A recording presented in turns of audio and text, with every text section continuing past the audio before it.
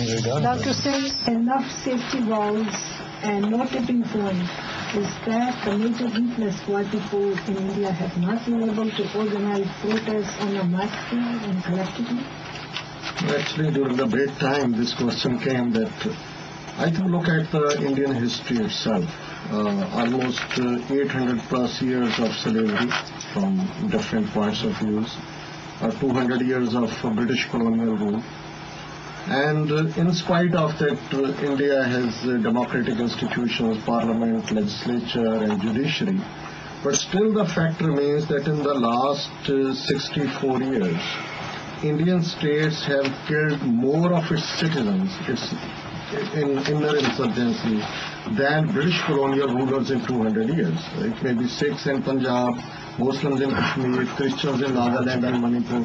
So in spite of its institutions and so-called safety valves, still India has used military with impunity to crush whenever any singular agitation has come up for their civil rights or for their civil demands. But in spite of all that, I hope that as with this new information technology, a new middle class has emerged, and certainly in the coming months, if not weeks, we will certainly see the way Indian society and particularly on the top echelons of power are turning corrupt and different scandals. Certainly we will see the big demonstrations, protests and an urge for a change in the system. Let me have George. If the army, the military does not play a vital role in checking the excesses of the government, and if the police cooperates with the government, any revolution can fail. Would you say that? Yeah, the population is generally disarmed.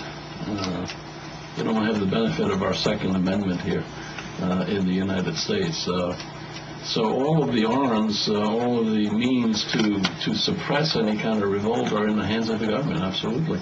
As far as the role of the military, our perspective from here is always that it's there to protect the nation, the interests of the nation as a whole, the borders. I don't know whether that ethos is instilled in the Indian Army. I presume it is. I've certainly seen it deployed in cases where threats from Pakistan have originated. But I personally don't recall instances of the military being used internally. Certainly there's a vital police force that is an arm of the state that does repress people, suppress people in opposition. But that's true of police forces all over the world. So I don't see that India is necessarily distinct. Today, the whole of Northeast, 7 states of India are under military occupation. In Kashmir, there are 700,000 Indian Army troops, the largest concentration of army anywhere in the world. That is how they are governing the country.